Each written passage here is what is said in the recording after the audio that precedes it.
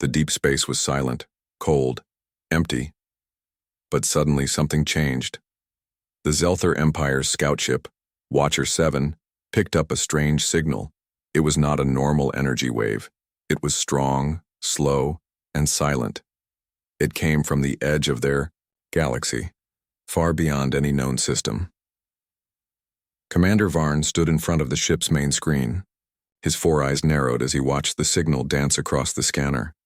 It was too perfect, too clean. It didn't match anything in the Empire's database. "Where is it coming from?" he asked quietly. His science officer, Relkin, looked nervous. "From Sector 94, a dust field. No known stations, no planets, no life signs." Varn frowned. "Then why is something sending energy?" Relkin's hands shook slightly as he adjusted the scan. "It's not just energy. It's a structured signal, like a sensor ping. But we didn't send anything. It's scanning us." Silence fell in the control room. Varn gave the order. "Send a deep scan, full power. I want to know what's hiding in that dust." The crew worked fast. They had explored many strange things before. Black holes, abandoned stations, even time distortions. But this felt different. This felt wrong. After a few minutes, the results came in, and everyone in the room went quiet. Floating inside the dust field was a warship. Not just any warship, a massive black ship with no markings, no lights, and no signal. It had no crew life signs, no movement, no sound. But it was real. Relkin's voice shook. "It's made of a metal we've never seen. No radiation, no heat. It's like it's waiting." Commander Varn leaned closer to the screen. The warship was shaped like a blade. Long, wide, and deadly. Its design was clean and perfect, like it was made by a race far older or smarter than the Zelthar. "What race could have built this?" Varn asked. Another officer answered in a whisper. "Sir, we ran the structure code through the old alien files. The design, it's human." Everyone froze. Humans. A race the Zelthar had studied long ago. A race that was young, wild, and dangerous. The Empire had avoided contact for centuries. Back then, Earth had no space fleet, no great weapons, just one small blue planet. But now there was a ship that humans had hidden in deep space, a ship that could not be scanned clearly, a ship that was looking right at them. Suddenly, the screens flashed red. "Sir, the ship just moved," a young pilot shouted. "It turned just a little. Now it's pointing at us." Varn's heart sank. "Did we send a signal?" "No, sir, we only scanned it." The lights dimmed. The ship's power dipped for a second, then everything returned to normal. "The warship did something to us," Relkin whispered. "It touched our systems without sending a signal. It's watching us." Commander Varn stood still. He could feel the fear in the room. Even trained Zelthar soldiers were scared. They had scanned a human warship, and now it was awake. Varn spoke slowly. "Send a message to High Command. Tell them what we found and send the scan data." The pilot hesitated. "Do we stay here?" Varn looked out at the dark ship, floating alone in space. It didn't move again. It just watched. Silent. Still. "No," he said. "We leave. Now." As the Watcher 7 turned to leave, the human warship did nothing. No weapons, no movement. But the fear stayed in their minds. Back on the homeworld, High Command watched the scan data. The warship's size, its shape, its impossible silence. And when they saw the words "built by humans," they understood one thing. This was not a random ship. This was a warning. The message from Commander Varn reached the High Council quickly. The moment they saw the warship's image, a cold silence filled the Grand Chamber. Elder Sorak, the oldest council member, studied the ship's shape on the screen. It had no colors, no flags, no signs of life. Yet it gave off something stronger than sound. A feeling. A feeling of warning. "This is not something we've seen before," he said. Councillor Mares replied with worry. It is, or at least something we once saw in old files, from a forgotten study mission to a small world called Earth. Another counselor opened the ancient records. Most had been ignored for over a century. But now, those dusty files were being read. Again. Fast. Carefully. They found what they feared. A scout ship many years ago had visited Earth. Back then, humans were just beginning to reach space. No ships, no fleets. Just ideas and dreams. But even then, they were different. They moved fast. They learned fast. They didn't give up easily. The scout crew had written in their notes, "Do not disturb them. They are not ready, but they are dangerous." That warning had been forgotten. Until now. Back in the present, more ships were sent to check the warship in the dust field, but none were allowed to get close. Every time they tried, their sensors would shut down. Their power would flicker. One ship's memory system completely reset. It forgot why it was even there. Nothing touched them. No sound. No message. Just a strange effect that made their ships feel empty. The warship never moved again.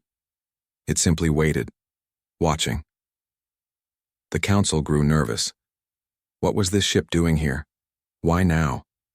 And what did humans want?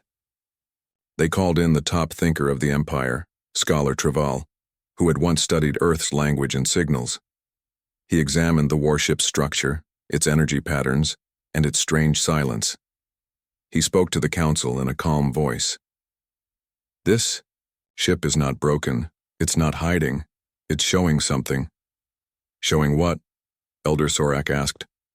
Trevel pointed at the screen. "Strength. Calm strength. This ship is not trying to start anything, but it wants us to understand. It's telling us, we are aware of you. We are ready for anything." Some counselors wanted to send a message to the ship. Others said it was too risky. What if they misunderstood something? What if the humans saw it as a threat? Then a new thought entered the room. "What if," one counselor whispered, "this isn't the only ship?" That idea filled the room with silence again. If Earth had sent one ship, quietly, without sound or movement, how many others were out there, still unseen? Commander Varn, now, returned from his mission, stood before the council. He was calm but clear. "I scanned the ship, and when I did, it turned to face us. Just a little. Like it knew we were looking. It didn't attack. It didn't speak. But I knew in that moment we were being watched." A pause. "Not just by the ship," he continued, "but by whoever sent it." The council understood. This was no mistake. This was a message. The people of the Empire began to whisper. News of the warship spread quietly but quickly, not as fear but as deep concern. Some thought Earth had returned for peace. Others thought it was a quiet reminder. We have grown. We remember everything. Across the stars, the Empire began to change. Defense systems were checked. Scout ships were recalled. Even the most powerful leaders started to speak in softer tones, not because they were weak, but because they had seen something stronger than power, confidence, control, and silence. The warship remained still, floating in the dark. Days passed. Weeks. It did nothing. And yet, everything had already changed.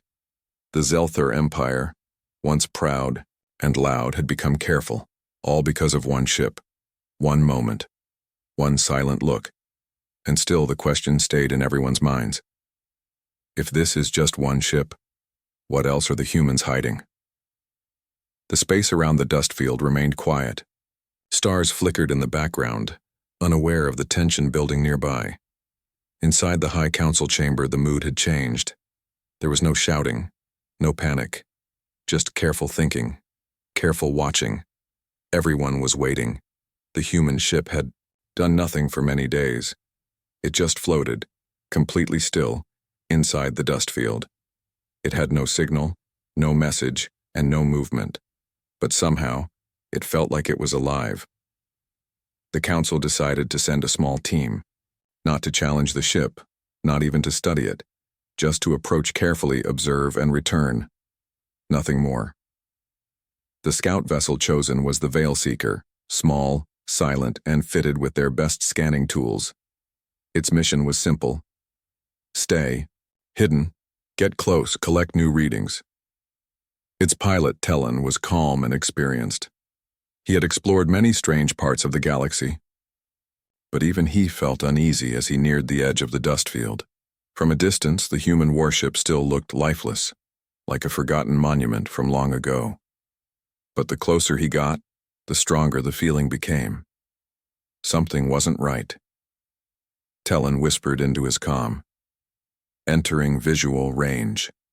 No change in ship position, but I feel like it's aware. Back at control, Scholar Prevails watched closely. Keep your distance, he advised. Observe, but do not touch. Let the ship see us as curious, not careless. Tellan nodded. He powered down most of his ship, running only what he needed. Slowly, carefully, he adjusted his path and circled the silent human vessel. It didn't react. Not at first. Then, his ship's lights dimmed, just for a second. His navigation screen blinked.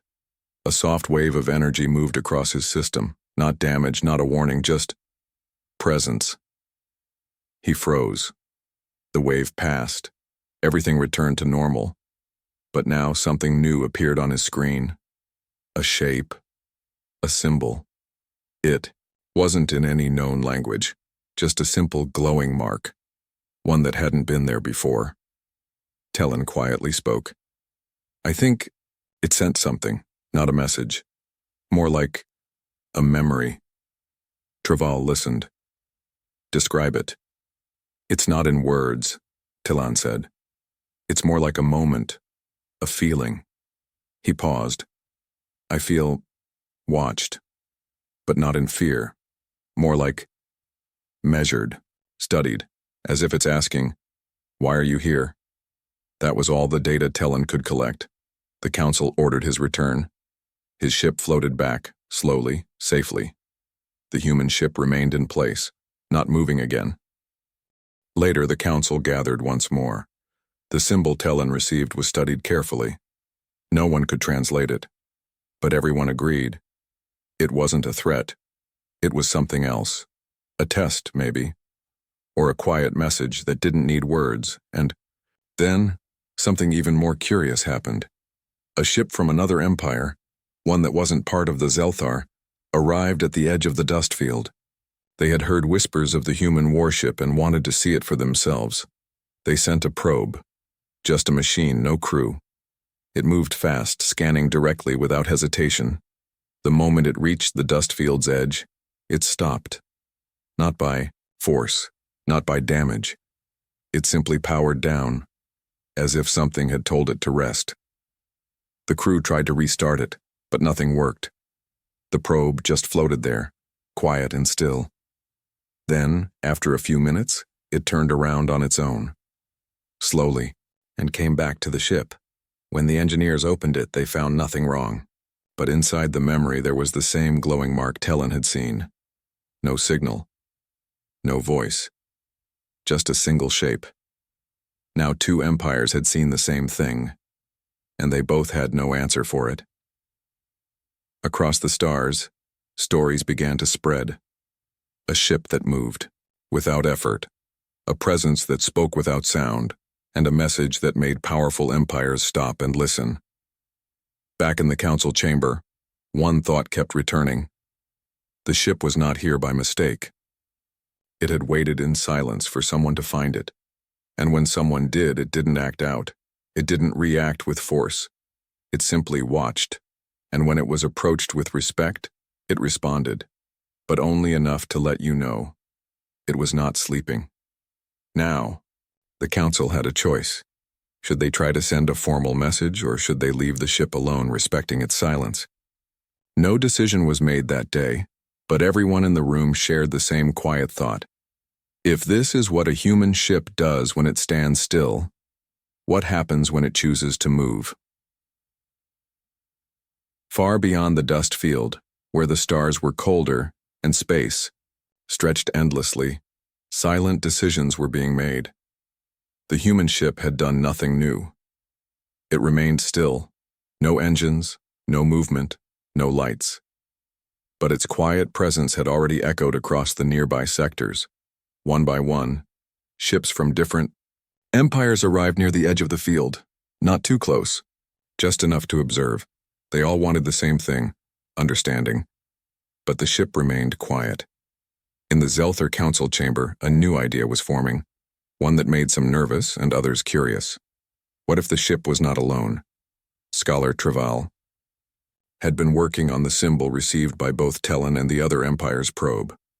He had spent long nights comparing the shape, the energy patterns, and even the smallest details. He stood before the council with a quiet expression. This symbol is not a warning, it is a key. A murmur spread across the chamber. Prevails continued. The energy that came with it matches something in our old star maps. Something far away. A set of coordinates.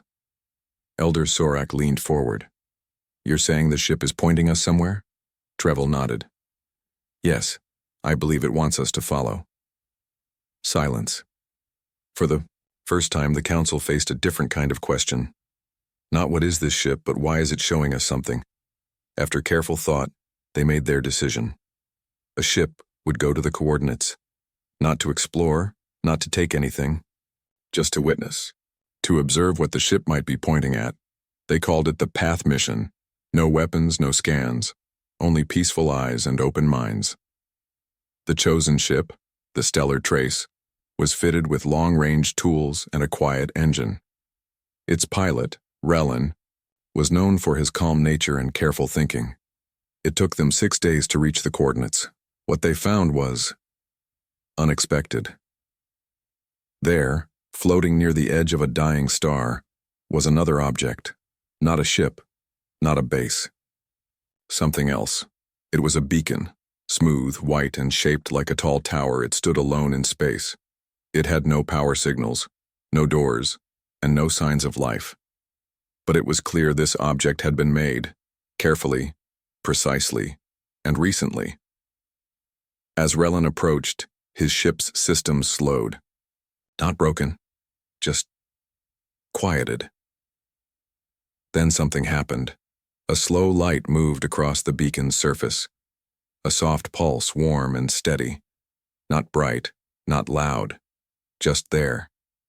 And then, his ship received a second symbol, different from the first but made of the same soft glow.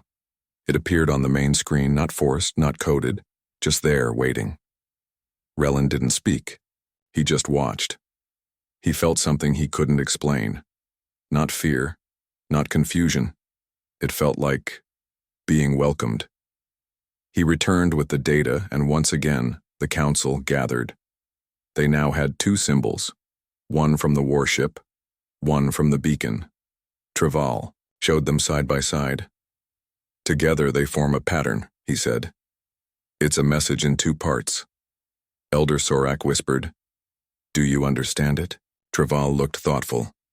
Not fully, but I believe it says this. We are watching, we remember, and we choose peace first. This changed everything.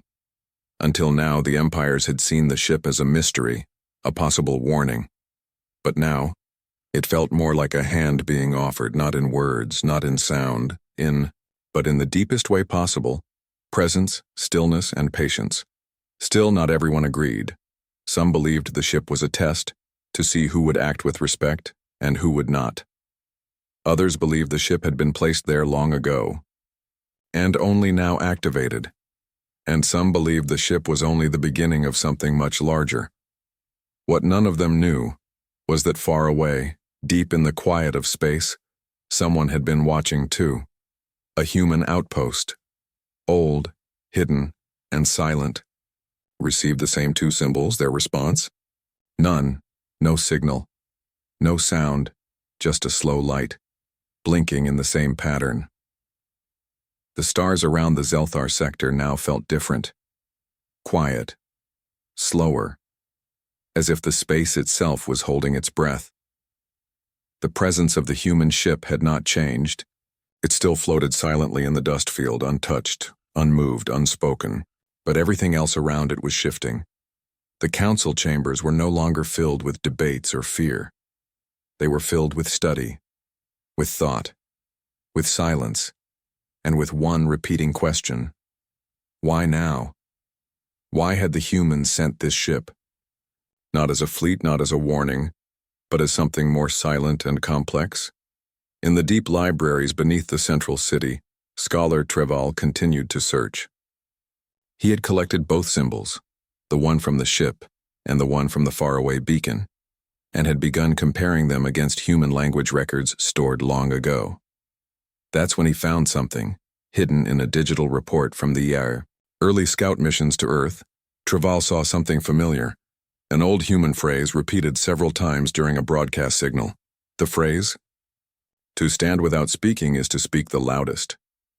Prevails brought this to the council. He explained, "This may be how they communicate. Not with noise, not with brightness, but through action, or stillness." Elder Sorak nodded. "Then their silence is not empty. It is their message." That idea changed everything. Instead of planning next steps, the council agreed to simply observe, to listen without speaking, to match silence with silence. Meanwhile, the ship, still unnamed, still unexplained, slowly began to change. Not with engines or sound, but through small, nearly invisible details. Its lights flickered once, in a slow pulse. Its surface shifted slightly, reflecting a map of nearby stars. These were not random. These were chosen. Back at the central station, the best star analysts worked to match the reflections on the warship's surface with actual systems. After hours of effort, they realized something stunning. The pattern was a path, a line connecting several old star systems. Most of them were quiet, some were abandoned. One had been listed as lifeless by a survey ship 100 years ago. The final point in the pattern, however, led to something else, a space between systems. No planets, no trade lanes, no reason to go there, just empty. And yet, that was where the map ended. Prevails said it best. They want us to look, not with fear, but with attention. Another scout ship was launched. This time the crew was made up of scholars, thinkers, and quiet observers. Their goal was not to study the ship, but to follow its map. They called the mission the listening journey. It took days to reach the first few points, and each one holding small markers. Not devices, not technology, just signs of presence. A smooth stone on an asteroid, a glowing symbol on a moon crater, a polished surface in a deep cave on a silent planet. None of these things had energy. None of them were hidden. But all of them had the same quiet message. We passed through, we left no harm, we remembered this place. It was clear now. This was not the humans' first time visiting, but it was their first time being noticed. The listening journey continued. As they reached the second to last point, something new occurred. A single light appeared in their ship. It was not from their own system. It had no source, it was just there, glowing softly in the air. A circle. Within it, 3 dots, and beneath it a line. One of the team members recognized it from a human signal long ago. "It's a symbol for peace and awareness," she said. "It means, we are here, but we do not step forward unless you call us." The crew understood. The journey wasn't just about following a path. It was about understanding how humans chose to arrive. Not with power, not with force, but with memory and patience. The final coordinates were near. As they approached the empty part of space, scanners showed something strange. There was nothing, truly nothing. No planets, no stars, no ships. But then, in complete silence, a shimmer appeared. It was like space itself folded, gently, and from that shimmer a structure revealed itself. Not a base, not a ship, but something different. It looked like a gateway, Not open, not closed, just there, waiting. No signal, no sound, just presence. The scout ship floated still. No one moved. No one spoke. They simply looked, and for the first time, they felt something new. They were being invited, not pushed, not warned, just welcomed. And somewhere, far away, the silent human warship still floated in the dust field, quiet, still, and watching. The gateway shimmered softly, like a quiet promise hanging in the darkness of space. It was not a door to rush through or a challenge to face. It was an invitation, open and patient, waiting for someone willing to understand. The scout ship hovered nearby, engines low and steady. The crew watched in awe, feeling the weight of the moment. After months of silent messages, endless symbols, and careful journeys, this was the first sign of real connection. The captain spoke quietly. "What do you think this means?" One of the scholars answered, "It means they have been here watching us watch them, waiting for the right moment." Another crew member nodded. "Not just waiting, choosing how to meet us." Outside, the human warship in the dust field continued its stillness, but inside the minds of those watching, a new understanding grew. This was more than a ship. More than technology. It was a symbol of patience, respect, and quiet strength. The gateway was a test, not of battle or power, but of peace. Slowly, the scout crew activated their communication system. No words, no sounds.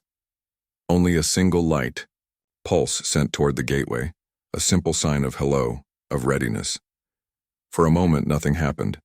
Then the gateway began to change. The shimmering grew stronger, forming shapes like flowing ribbons of light. The colors were soft but bright, greens, blues, and gentle golds, moving in patterns that felt alive. On the screen, strange symbols appeared, matching the shapes on the human warship and the beacon. The scholars leaned forward. One said, "It's a language made of light, not words, but feelings and ideas." They watched as the patterns shifted and slowly formed images, a star, a hand reaching out, a circle that never ends. Together, these images spoke of connection, of unity, of a promise. And then, a new message appeared on their own communication screen, a simple symbol, a single dot surrounded by a gentle glow. It meant, "Welcome." The crew sat quietly. The long journey, the silent watch, the unanswered questions, it all led to this moment of invitation. In the council chambers back home, news of the discovery spread like gentle waves. No fear, no excitement, just calm hope. The human ship was no longer a mystery or a warning. It was a friend extending a hand across the vastness of space. Elder Sorak smiled softly as he said, "Perhaps this is the moment when we stop waiting and start listening." As days passed, more symbols arrived. Small lights, quiet signs, and peaceful pulses, each deepening the bond between worlds. The final lesson was clear. Strength is not in the loudest voice or the biggest weapon. Strength is in waiting, in understanding, and in choosing peace first. And somewhere far in the dust field, the human warship rested, patient and silent, ready to journey when the time was right.